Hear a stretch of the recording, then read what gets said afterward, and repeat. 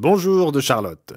J'apprécie que M. Weston me donne l'occasion cette semaine de mettre l'accent sur certaines des activités qui se déroulent dans l'œuvre en Asie. J'ai eu l'occasion de passer quelques semaines avec les dirigeants et certains membres en Thaïlande et en Malaisie récemment. J'aurais préféré que certaines de ces personnes puissent vous parler elles-mêmes de ce qui se passe, mais je vais parler en leur nom du mieux que je peux. Tout d'abord, je vais vous mettre au courant de ce qui se passe en Thaïlande. Cela peut vous surprendre, mais l'Église de Dieu est impliquée en Thaïlande depuis 1957, lorsque M. Armstrong passait sur Radio Bangkok 5 fois par semaine. Et depuis ce temps, nos efforts ont surtout été un témoignage, car très peu de personnes ont été appelées à la vérité. Pourtant, Dieu ouvra de nombreuses portes, y compris une occasion unique pour M. Armstrong de développer une relation d'amitié avec le roi et la reine de Thaïlande. Et cela a conduit à d'autres contacts dans le pays et à quelques projets de service qui nous ont donné, en tant qu'Église, l'occasion d'essayer d'être un exemple du vrai christianisme. Comme il s'agit d'un pays à majorité bouddhiste, la plupart des gens voient le christianisme comme Noël et les Pâques, et les missionnaires comme essayant de les convertir.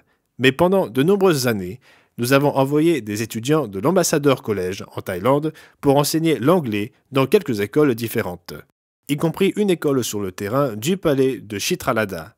Il y avait également un lycée expérimental parrainé par l'une des universités de Bangkok, l'université Chulalongkorn, et aussi par le système Mahachula, qui est une école secondaire et un collège pour les moines.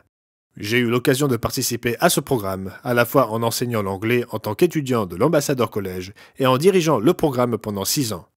Je mentionne ces antécédents rapidement pour rappeler le contexte d'opportunités qui se présente aujourd'hui. À l'heure actuelle, nous avons un petit nombre de membres en Thaïlande, principalement dans la province de Tak, au nord-ouest du pays. Au cours des dernières années, notre pasteur local, Towa Lebay, avec l'aide et le soutien de beaucoup d'autres personnes, a réussi à enregistrer l'Église en tant que fondation caritative, ce qui nous permet de soutenir nos membres sur place. Une partie de l'accomplissement de notre charte exige que nous aidions les citoyens thaïlandais locaux d'une manière ou d'une autre. Dans le cadre de ce mandat, Towa a établi une relation avec le personnel d'une école primaire et les aide de diverses manières au village de Mao Ku. Mais nous avons l'occasion de passer à l'étape suivante de notre service, c'est-à-dire d'envoyer des étudiants de l'éducation living pour enseigner l'anglais dans les classes scolaires en tant que partenaire des professeurs d'anglais thaïlandais.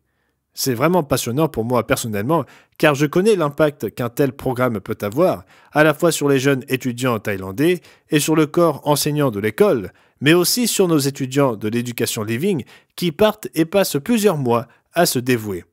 C'est le type de programme que M. Armstrong avait envisagé lorsqu'il nous envoya en Thaïlande, il y a des années, en tant que jeune étudiant de l'Ambassadeur College.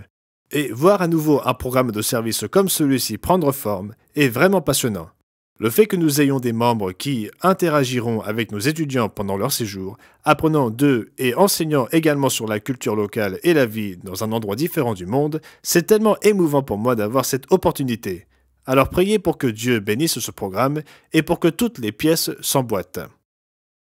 J'ai déjà mentionné que notre jeune pasteur Towa Lebay travaille beaucoup sur ce projet, tout en servant nos frères et sœurs en Thaïlande et en Birmanie. Je tiens à mentionner qu'il est sous la houlette du directeur régional de l'Australasie, M. Rob Tyler. M. Tyler participe également à la mise en place des bases de ce projet et supervisera le programme d'un point de vue global. J'ai pu passer quelques jours avec lui et son épouse, Nicole, alors que nous travaillions à régler les détails du projet à l'école primaire Maku, qui compte 600 élèves. Ce n'est donc pas un petit établissement. Lorsque nous avons fait le tour de l'école, on aurait dit qu'ils voulaient tous nous saluer. Puis, après la visite en Thaïlande, M. Tyler dirigea une conférence réunissant de nombreux responsables de l'Église en Asie. Nous nous étions réunis en Malaisie, juste à l'extérieur de la ville de Kuala Lumpur. Il était vraiment encourageant de voir la fraternité que M. Tyler cultive avec nos dirigeants dans cette région. C'était la première fois qu'ils pouvaient se réunir depuis la pandémie de Covid, et c'était comme une réunion familiale. M. Ray-John Moses était comme le grand-père. Il est le pasteur des frères et sœurs malaisiens depuis de nombreuses années et encadre également nos frères et sœurs en Thaïlande et en Birmanie. Il s'est récemment rendu en Inde où il a rencontré des membres et des prospects. Malgré un genou déficient qui l'oblige à utiliser une canne, il continue d'avancer. Son fils Ronald lui est d'une aide immense, gérant une grande partie des tâches du bureau de l'église à Kuala Lumpur. Plusieurs autres responsables de Malaisie étaient présents lors de nos réunions. J'ai également été encouragé de rencontrer un jeune homme nommé Firman Bramantio. Il est au service de nos membres en Indonésie. Je ne vais pas essayer d'énumérer toutes les personnes qui étaient présentes, mais je mentionnerai Bokam et Tomia qui ont pu se joindre à nous depuis la Birmanie. Quel plaisir pour tous! Et aussi, nous ont rejoints des Philippines, Joseph Gonzalez et Daniel Osios. La première fois que j'ai rencontré M. Ray John Moses, alors que je voyageais pour servir en Thaïlande, puis me rendre ensuite en Malaisie pour la fête, c'était il y a presque 40 ans.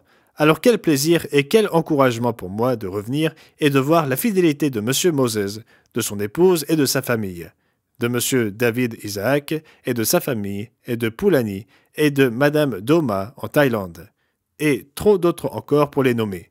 Mais les voir rester fidèles, contre vent et marée, fut une source d'inspiration pour moi. Et peut-être que mes mots vous encourageront aussi à la description de certaines de ces personnes dans un endroit de la planète différent du nôtre. Donc c'était Jonathan McNair, au nom de M. Gerald Weston, qui vous présentait le communiqué hebdomadaire du sabbat du 4 mars. Passez un sabbat paisible.